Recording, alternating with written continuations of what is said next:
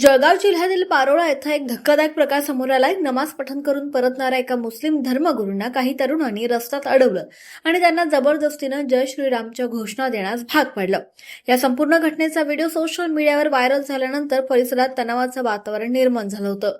या घटनेची गंभीर दखल घेत पारोळा पोलिसांनी तातडीनं चक्र फिरवली। धार्मिक सलोखा बिघडवण्याचा प्रयत्न करणाऱ्या या प्रकरणातील मुख्य आरोपी हेमंत पवार याला पोलिसांनी तात्काळ ताब्यात घेतलंय।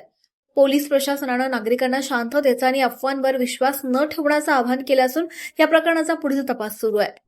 बोल जय श्रीराम वीडियो ले रे कल्ली ले ना वीडियो जय श्रीराम बोल बोल जय श्रीराम बोल। इसलिए बोलूं तू मेरे गांव में किस लिए आया रे? तू मेरे आया नहीं, मैं बताया गया किसको ऊपर आया रे तू? आ देख फिल्म से बहुत बढ़िया है। कितने लोग हैं डाल देंगे सब। हाँ तो मैं आया नहीं, मैं बुलाया नहीं। तू एक ही बात बोल, जबरदस्ती क्यों? एक मिनट गाड़ी बंद कर रहे हो, गाड़ी बंद करना जबरदस्ती का ये ना आता आसमानी काम है। ये देख मेरे ऊपर बिचले उसको बोल रहा बोल छत्रपति शिवाजी महाराज बोल। छत्रपति शिवाजी महाराज बोले छत्रपति शिवाजी महाराज की जय। बोला रे शिवाजी महाराज की जय। हिलर बड़ा छत्रपति शिवाजी महाराज की जय। जय श्री राम जय श्री राम जय श्री राम।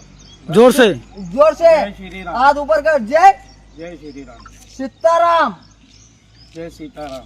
हाँ कट कर।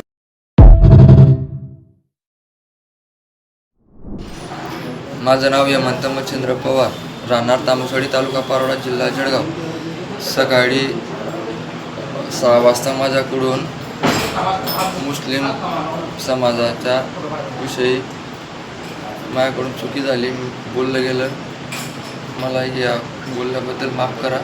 याच्यापुढे मी काही बोलणार नाही। मौलाना आणि मुस्लिम समाज यांच्याबद्दल मी नवीन काही बोलणार नाही। मला माफ करा।